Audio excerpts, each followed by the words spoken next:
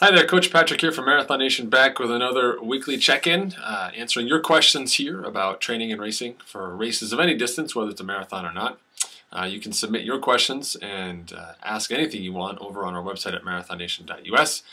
This week, the question specifically is how to pick your first marathon, which is a fantastic question, and I really want to kind of dive into that because a lot of people pick a first marathon for reasons that are not related to themselves. A lot of people pick their first marathon because that's what their friends are doing, or that's what the running club is doing. And so, in other words, a lot of people get into their first marathon as a social activity. Like I wasn't really thinking about a marathon; I was thinking about running, and all of a sudden, I found out that everyone's running the Cincinnati Flying Pig, and so here I am, sign up for this Flying Pig marathon. I don't know anything about flying pigs, or anything about Cincinnati. I live in Florida, and this is the marathon that I'm doing. What's going on? That's okay. It's okay to pick a first marathon based off of your friends. What that really means is that you have a sort of a built-in support network of people who are going to be thinking about the same things and putting together their race plans and their to-do lists and travel arrangements. All of that will sort of happen more naturally. And when you do a race on your own, then it becomes a little more challenging because you're trying to balance the need for finding a good race with other elements which are important to think about: proximity, cost, ease of training for your time of year, etc. So let's talk a little bit about that. If you have not picked a race with a team or a group, and you are instead trying to sit there at your desk right now or on your couch and say, all right, how do I pick a race? Here's some things to think about.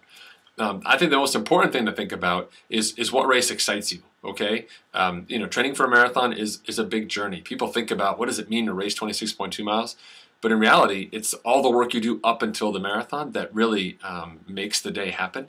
And so you'll be doing quite a fair amount of running, and so you need something that's going to get you fired up. So you want to pick a race that's a destination race or something that inspires you. Maybe there's some significance to it, or maybe, like I said earlier with the social side, maybe some of your friends or other people may be running that event. You don't train with them, but you could meet them there. Make it a fun sort of capping experience, a capstone experience, let's call it that, on top of all the training that you've done, which is super important.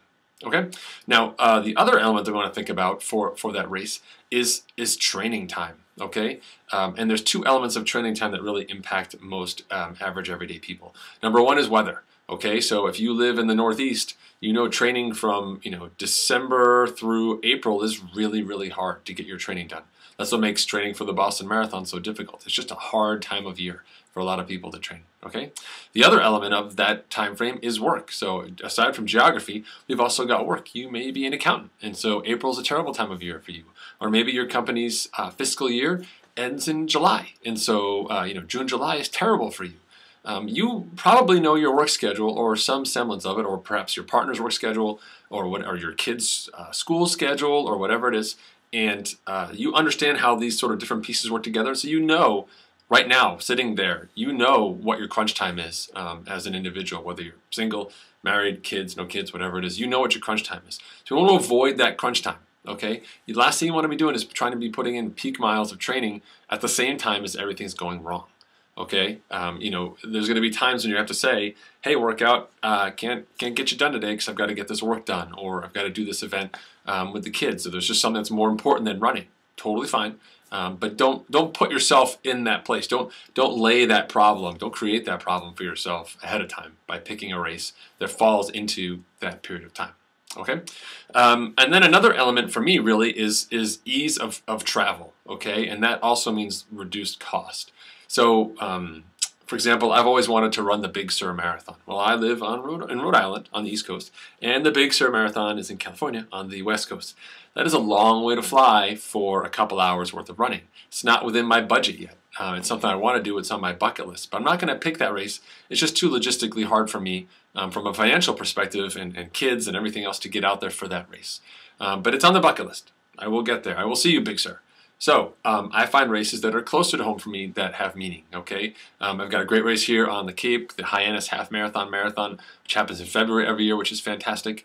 We've got the New Bedford Half Marathon up in Mass, which is not the most picturesque race, but is a good place to lay down a fast time. And plenty of races in between that are local to me and give me an opportunity to get some running in, have some fun, connect with my roots, the running community, my friends, and check off that marathon or that half marathon bucket without forcing me to go spend money on a plane ticket, money on lodging. I got to put my dog in a kennel. I've got to figure out what to do with the kids, etc., etc. And so when you're thinking about your first marathon, it's easy to visualize that finish line, right? I could see myself cross the finish line. It's going to be awesome. I'm so excited to reach that moment. There's a lot that goes into making that race happen and happen well.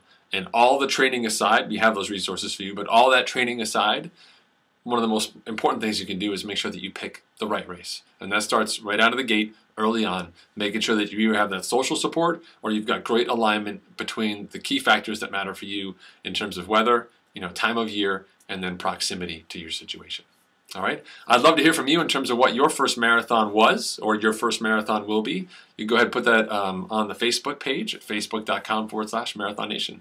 We'd love to hear from you and see what you're up to. All right. Stay tuned. I'll be back next week with another one of your questions and a good answer, I hope. All right. Take care, folks. Coach Patrick from Marathon Nation signing off, home of the faster and smarter runner. I'll see you guys online at marathonnation.us.